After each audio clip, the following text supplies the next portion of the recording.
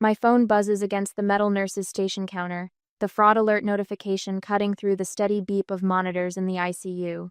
12 hours into my shift, my eyes burn from fatigue as I tap the screen. The number that appears makes my stomach drop. $7,250. Unauthorized charge. I nearly drop my stethoscope, my hands suddenly trembling as I read further. 5 airline tickets to Santorini, purchased today. I scroll through the transaction details, each name appearing like a slap. Richard and Lillian Vale, Spencer and Reagan Vale, and Megan Tanner, Reagan's best friend since college. My name is nowhere on the list. The final detail hits like a blow to the chest. The transaction used my own credit card. Just last week, I sat at my parents' gleaming cherry wood dining table, watching Mom fold her linen napkin with perfect hospital corners. Her voice had been casual, almost bored. Tickets are $1,450 each. If you can't afford that, it's best you sit this one out. I had nodded, swallowing around the lump in my throat, not admitting that after covering Spencer's car repair last month, my savings were thin. Their dismissal had stung, but this was theft. That night I'd returned to work, staring at patient charts while fighting back tears. Dr. Stevens had passed me in the hallway, his eyes catching mine before quickly looking away. He'd seen this before Corinne, returning from family gatherings with red-rimmed eyes, throwing herself into her work, as though she could scrub away disappointment with antiseptic and focused care. Now, standing in the same hospital corridor, I unlock my phone with steady purpose. The trembling in my hands subsides as I call the credit card company, locking my account and filing a dispute. The representative's voice is soothing, validating. "This is clearly fraud, Miss Vale. We'll handle it." My phone chirps with an incoming text half an hour after I end the call. "Spencer, something's wrong with the tickets. Can you fix it?"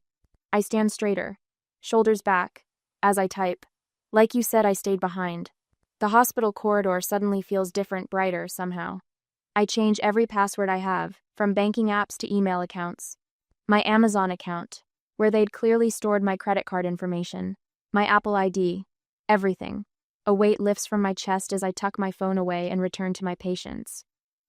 Mr. Jenkins needs his medication, and Mrs. Torres will want an update on her husband's surgery.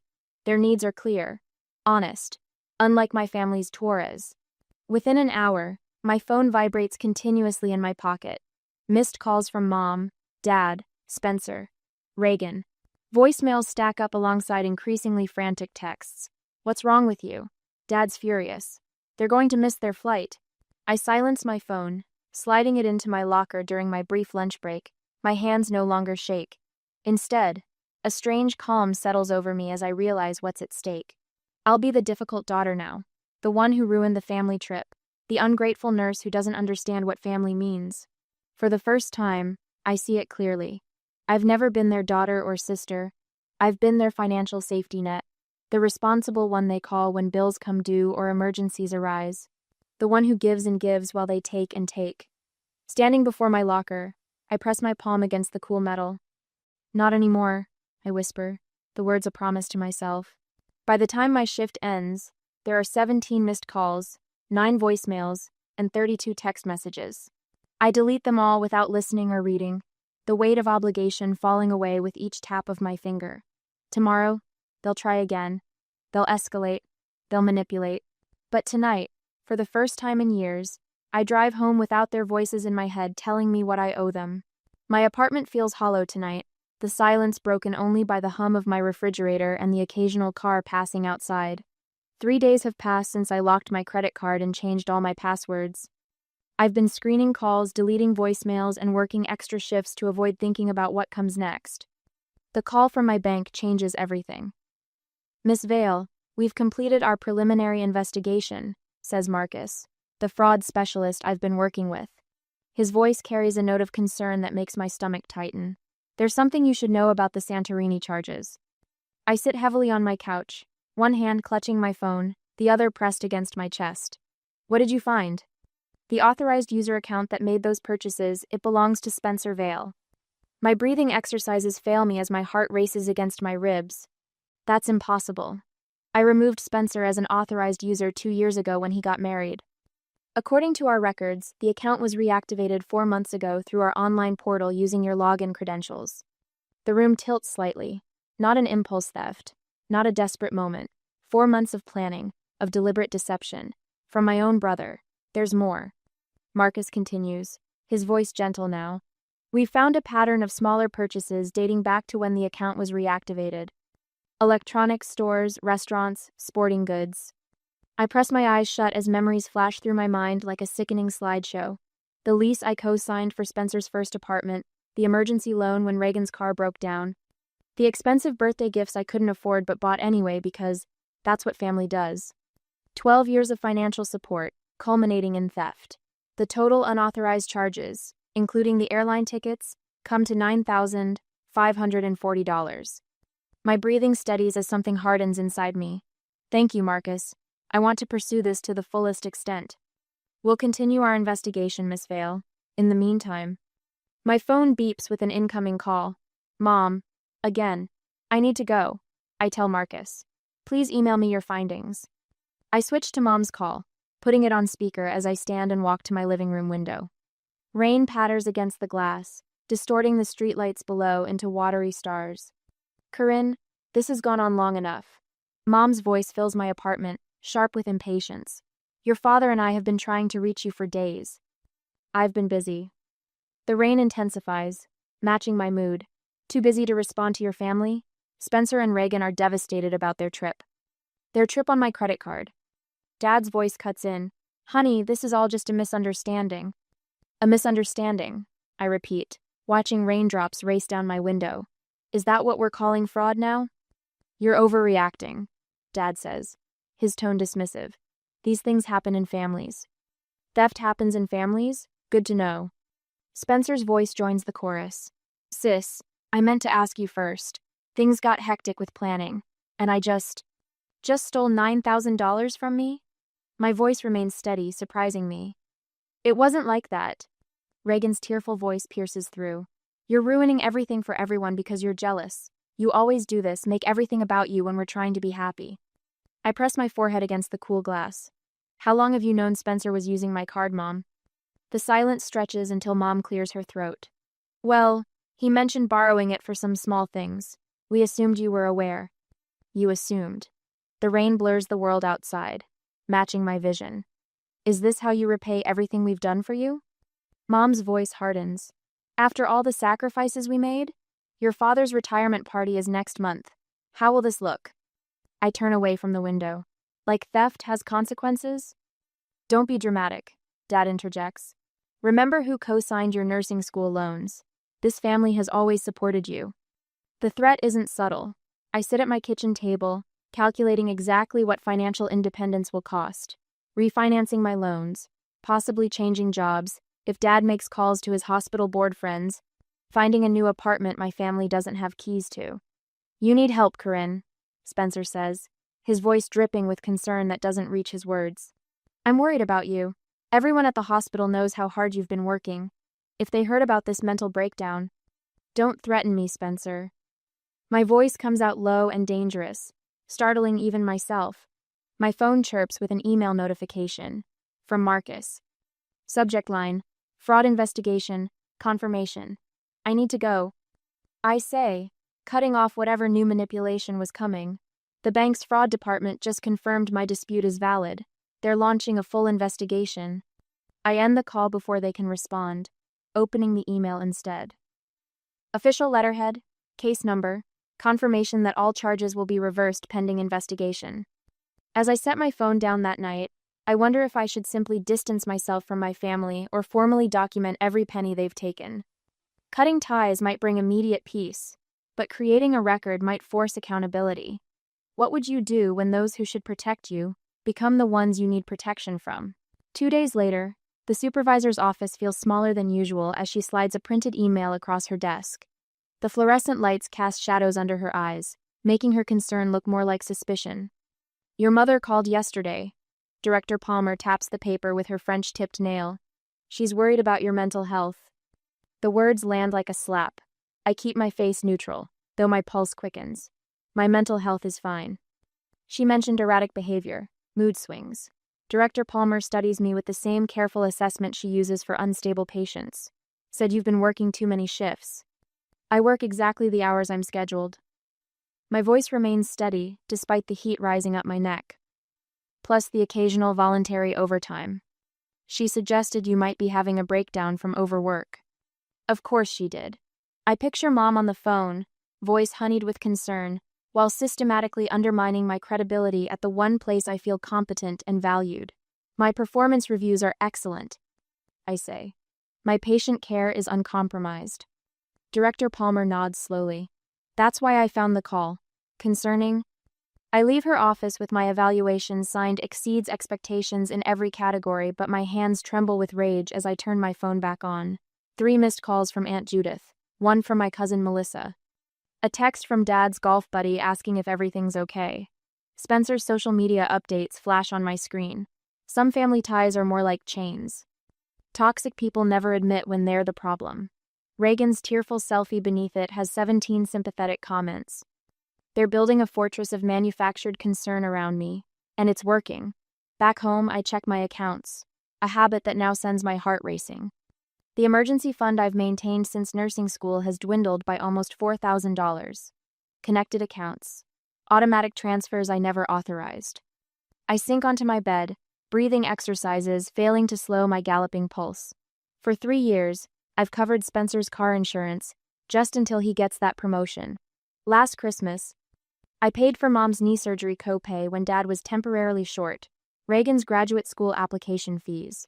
Each night, I lie awake, calculating the total. $9,540, and counting. The number cycles through my mind at 3 a.m. when sleep should come.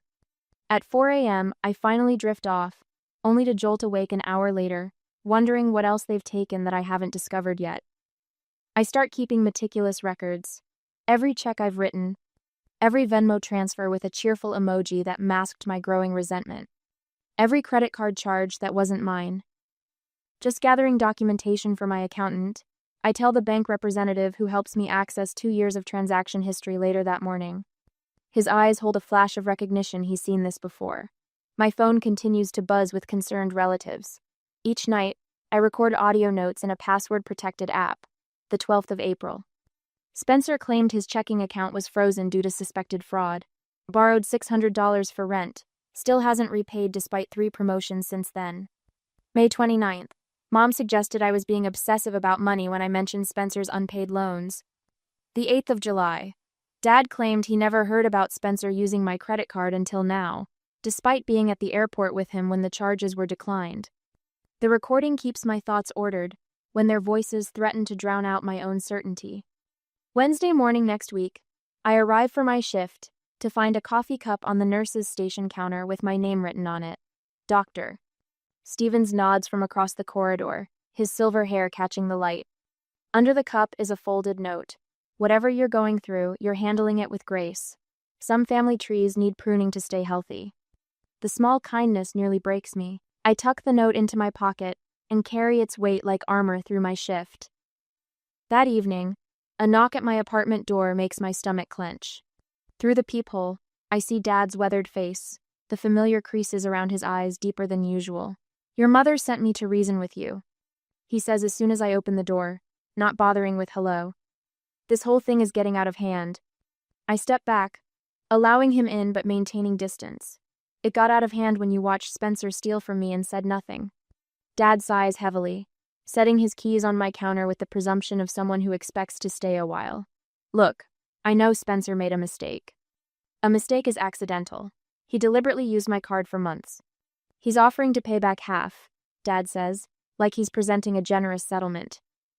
We can smooth this over before your mother's birthday next month. I laugh, the sound hollow even to my own ears. Half of money that was stolen from me. He's family, Corinne. So am I. The words come out stronger than I expected. I'm not angry that you need help. I'm angry that you took without asking. Dad's face shifts, surprise replacing his practiced patience. We didn't. You did, all of you, for years. I realize as I say it that it's true this isn't about one credit card charge. It's about a lifetime of being the responsible one, the reliable one, the one who gives until there's nothing left. We're your family, Dad repeats, as if the word alone should erase everything. Family asks, Family respects boundaries. Family doesn't drain someone's emergency fund and then call their boss to question their mental stability. Dad leaves without the reconciliation he came for, and I slide the deadbolt behind him with a finality that feels like freedom. The next morning, my phone pings with an unexpected message from Elise, Spencer's ex-wife. I saw Spencer's posts. You should know he did the same to me. I have records of everything if you need them. Dr. Stevens catches me in the hallway later that day. We're short-staffed next weekend. Double time for the overnight shifts if you're interested. I notice he doesn't ask why I need the money or offer sympathy, just practical support with no strings attached. The contrast to my family's constant demands is startling. That night, I open a fresh spreadsheet. Line by line, I document every loan, every gift, every financial contribution I've made to my family over the years. The final figure, $9,540, stares back at me, a precise accounting of years of financial manipulation. As I work, an email arrives from Aunt Judith. Needed to discuss some inconsistencies in the family trust accounts. Call me when you can.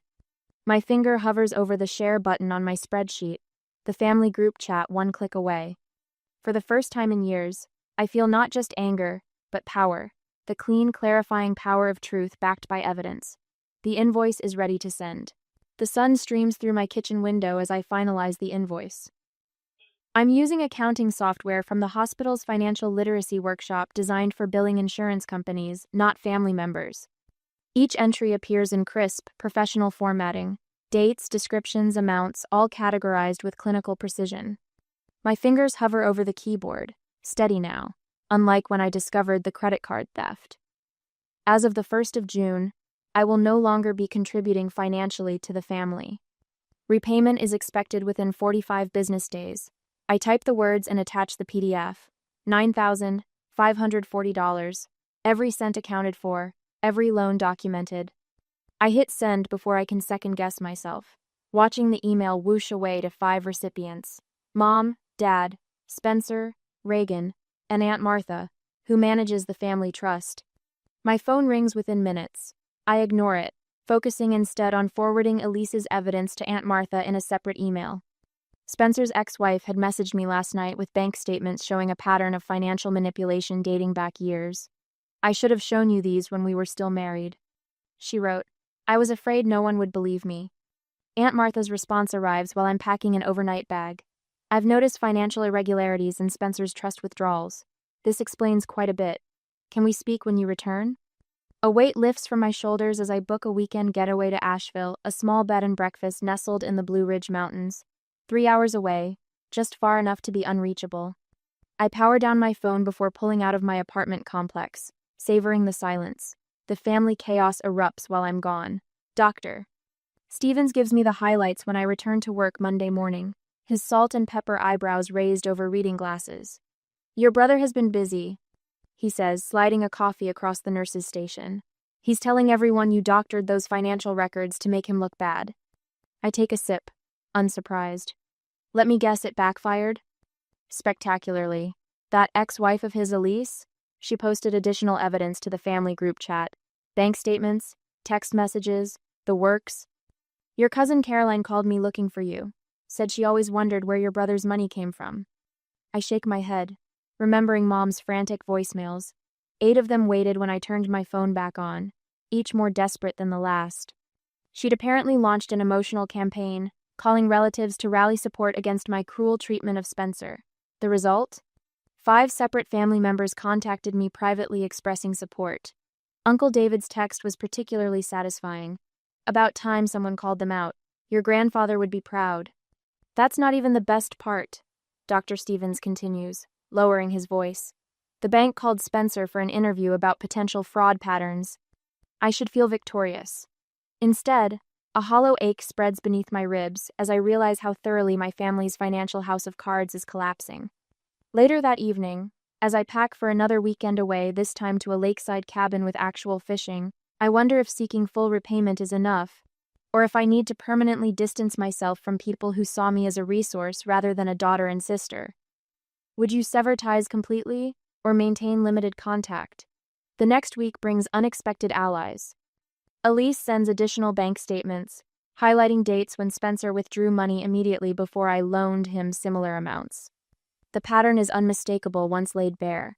I kept these records because our divorce attorney needed them, she explains over coffee. I never thought they'd help you too. Aunt Martha calls next. I've temporarily frozen Spencer's access to certain accounts pending a full review, she says, her voice carrying the crisp authority that always intimidated me as a child. This isn't just about you, Corinne. The trust has fiduciary responsibilities. The most surprising call comes from HR at Dad's former accounting firm. Miss Vale, we're reviewing some historical expense reports filed by Emery Vale that show concerning patterns. We understand you've recently raised questions about family financial practices. Would you be willing to answer a few questions? I agree, providing only factual responses, neither defending nor condemning my father. The conversation leaves me nauseous but resolute. The family's financial house of cards continues its collapse throughout the week. Each new revelation should bring satisfaction, but I feel only a dull, persistent ache when I think about what we've become. I take extra shifts at the hospital, finding comfort in the straightforward problems of patient care. Reagan's social media campaign begins Thursday. First come vague posts about unfair treatment and family betrayal. By Saturday, she's sharing tearful videos describing their sudden financial hardship and how they might have to cancel their anniversary trip to Maui. Dad loses his consulting privileges at his former firm after their investigation concludes. He doesn't call to tell me I learned from Uncle David, who sounds more disappointed than surprised.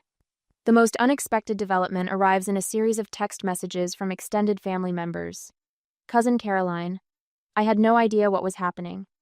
I'm so sorry I didn't see it. Uncle Robert, your grandmother would be horrified at how they've treated you. Aunt Susan, we should have intervened years ago. Mom's message comes last, surprisingly brief after weeks of emotional tirades. We need to resolve this once and for all. Family dinner, Sunday at 5. Your father and I will cook. I stare at the screen, sensing the final confrontation approaching. For the first time in years, I feel no obligation to say yes. On Sunday, I arrive at my parents' house 15 minutes early, parking across the street rather than in the driveway. The April sun warms my face through the windshield as I review my notes one last time. Each figure, each date, each transaction, meticulously documented. I've prepared for this meeting, like I would for the most critical patient handoff. My phone buzzes with a text from Mom. We're ready whenever you are. Ready. As if this were a casual family dinner instead of what it truly is, their last attempt to maintain control. When I enter through the front door, the forced normalcy hits me first. Dad's reading glasses perched on the coffee table beside his worn leather recliner. Mom's fresh-cut tulips arranged in the crystal vase I gave her 3 Christmases ago. The familiar scent of lemon furniture polish. Spencer and Reagan sit stiffly on the sofa, their usual sprawl replaced by perfect posture. Spencer's hair is neatly combed, Reagan's makeup subdued. This calculated presentation isn't lost on me. Corinne, Mom says, her smile tight as she motions to the armchair facing all of them. Thank you for coming. We've been so worried. I take the seat, setting my messenger bag beside me. I appreciate the concern. Dad clears his throat, fingers tapping a nervous rhythm against his knee. We think there's been a misunderstanding about the credit card situation. A misunderstanding? I repeat, the word hollow. We'd like to propose a compromise, Spencer says, leaning forward with uncharacteristic earnestness. We can arrange partial repayment of the airline tickets if you'll drop this whole investigation. Mom nods eagerly. It's what's best for moving forward together as a family. As a family, Dad echoes, his gaze skittering away from mine. I let the silence stretch between us until Mom shifts uncomfortably in her seat. You know, she says finally, voice dropping to a concerned whisper. Dr. Hendricks mentioned you've been under tremendous stress at the hospital lately. Sometimes stress can make us vindictive about small misunderstandings. The familiar heat rises in my chest, but this time, I welcome it. This anger has become my compass. I brought something to share with you, I say, reaching into my bag. I pull out a leather portfolio, my graduation gift from Dad when I finished nursing school, and place it on the coffee table. Inside is a stack of papers, organized by date, credit card statements, bank transfers, text messages. Each page represents a moment when my family treated my financial stability as their emergency fund. This is 8 years of financial manipulation, I say, voice steady as I lay out the pages one by one. Spencer's car repair, Reagan's boutique debt, the property tax you couldn't cover last year, Dad. Their eyes track my hands as I arrange the evidence between us. I've found a new apartment, I continue. One you don't have keys to. Spencer's jaw tightens. Corinne, I've refinanced my nursing school loans without your co-signatures, I add, looking directly at my father. The paperwork was finalized yesterday. Mom's face pales. You can't possibly afford the interest rate on your own. I can, and I do. I straighten the edges of the papers.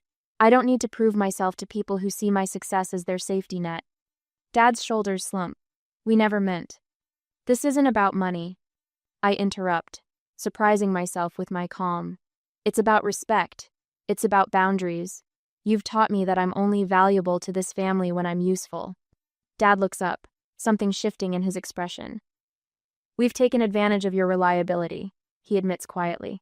For years. Mom shoots him a warning glance, but he doesn't look away from me.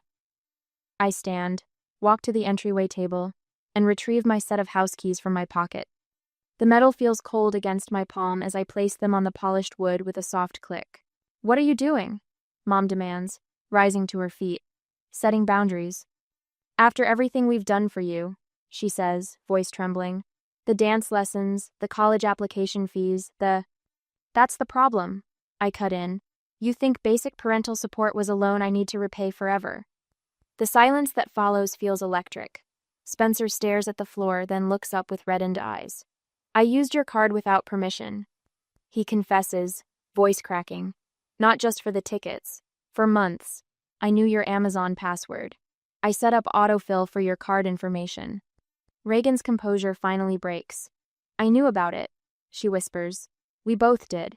Your card was declined at the airport because we'd already maxed it out on other things. I absorbed this final betrayal with unexpected steadiness. And you, I say, turning to Dad. Did you know too? He nods once, unable to meet my eyes. I can't do this anymore, I tell them, retrieving my portfolio but leaving the keys. I deserve better than being your ATM. As I reach the door, Dad calls after me. Will we see you again? I pause, hand on the doorknob. That depends on whether you want a daughter or a bank account. The door closes softly behind me. I walk to my car without looking back, the weight of their expectations finally lifted from my shoulders. 3 weeks later, rumors reach me through hospital gossip. Spencer's facing potential fraud charges from his own bank, apparently. My credit card wasn't the only one he'd been using. Mom and Dad have gone silent, their usual weekly calls conspicuously absent. Dad shows up at my new apartment on a rainy Tuesday evening. His eyes are bloodshot as he stands in my doorway, refusing to come inside. I enabled all of it, he says simply. I should have protected you, not used you. I'm sorry, Corinne. I accept his words with a nod but make no promises. The following month, a certified envelope arrives at my apartment. Inside is a check for exactly $9,540, the precise amount from my invoice. No note accompanies it. None is needed. As I place the check on my kitchen counter, I realize with startling clarity that freedom isn't about forgiveness. Sometimes, it's about finally being seen. 3 months later, the light streams through uncovered windows in my new apartment, casting warm patterns across freshly painted walls. No more of the murky beige that had surrounded me for years now. Vibrant teal and sunny yellow brighten every corner. I hang a watercolor landscape, one I painted myself last weekend, adjacent to the window where morning light hits it perfectly. My phone chimes from the kitchen counter. For the first time in months, my shoulders don't tense at the sound. No more dread when checking notifications. No more anxiety about unexpected charges or family demands. How's the new place looking? Doctor. Stevens texts, with a photo of houseplants from the hospital gift shop. I send him a quick photo of my expanding collection, already thriving on my eastern-facing balcony. Beyond the plants, Denver's skyline glimmers in the distance. After my shift tonight, I'm leading a financial literacy workshop for new nurses. Protecting your financial health while caring for others seemed like the perfect topic after everything I've learned. Already, 3 younger nurses have scheduled private consultations about family financial boundaries. My easel stands in the corner, no longer collecting dust in storage. Last night, I stayed up until 2, working on a landscape of the Colorado mountains where I'll be hiking this weekend. The freedom to lose myself in painting again feels almost decadent after years of not enough time. My phone chimes again. This time, it's a family group text, another Vale family gathering next weekend. Mom has included me in the invitation list, her first attempt at contact since the check arrived. I type a simple response. Thank you for thinking of me. I have other plans that weekend. No apologies, no elaborate excuses, just a clear, calm boundary. Instead, I'll be meeting Jonah for dinner at that new restaurant overlooking the river, our third date. The anesthesiologist's calm presence and direct communication style have been refreshing after years of navigating my family's emotional minefields. Last week over coffee, he asked about my family. The question didn't trigger my usual anxiety. We're taking some space from each other right now, I told him, surprised by how easily the words came. They crossed some boundaries I needed to establish. He nodded, understanding without demanding details. Family relationships can be complicated. Doesn't mean they're bad people or that you don't love them. Exactly, I replied, grateful for his perception. I'm just learning that love doesn't have to cost me my peace. Tonight, Elise, Dr. Stevens and my aunt are coming over to celebrate what Elise jokingly calls my financial independence day. A small gathering of people who supported me when I needed it most, expecting nothing in return. My aunt called yesterday to confirm she was bringing dessert. I have something for you, she mentioned. Just a small gift to mark the occasion. When they arrive, her package sits on my new coffee table, a framed calligraphy quote. You are not responsible for other people's comfort at the cost of your peace. The words shimmer against a watercolor background in my favorite blues and greens. We toast with sparkling cider in my new glasses. To boundaries that protect peace, Dr. Stevens offers, and people who respect them.